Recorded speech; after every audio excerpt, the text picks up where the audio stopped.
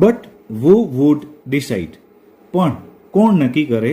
which animal was the most useful? કે કયું પ્રાણી સૌથી ઉપયોગી છે? પણ કોણ નક્કી કરે કે કયું પ્રાણી સૌથી ઉપયોગી છે? બટ એટલે પણ, who would decide એટલે કોણ નક્કી કરે, decide એટલે નક્કી કરવું. which animal એટલે કયું પ્રાણી, which એટલે કયું, animal એટલે પ્રાણી, was the most useful સૌથી ઉપયોગી છે. યુઝફુલ એટલે ઉપયોગી અને મોસ્ટ યુઝફુલ એટલે સૌથી ઉપયોગી. એન્ડ હાઉ અને કેવી રીતે.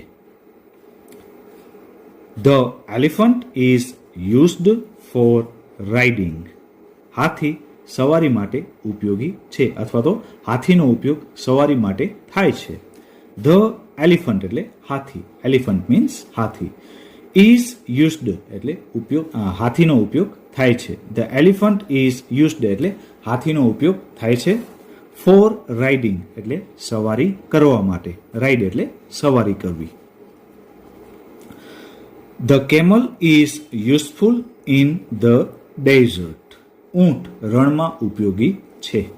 કેમલ એટલે ઊંટ, યુઝફુલ એટલે ઉપયોગી, અને ઇન ધ ડેઝર્ટ એટલે રણમાં, ડેઝર્ટ એટલે રણ. The dog is a faithful guard. કૂતરો વિશ્વાસુ રક્ષક છે. ડોગ એટલે કૂતરો, ફેથફુલ એટલે વિશ્વાસુ અથવા તો ભરોસાપાત્ર, અને ગાર્ડ એટલે રક્ષક.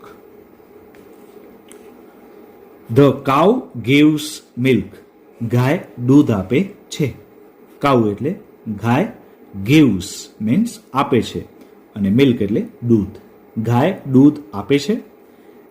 And the donkey carries loads on his back.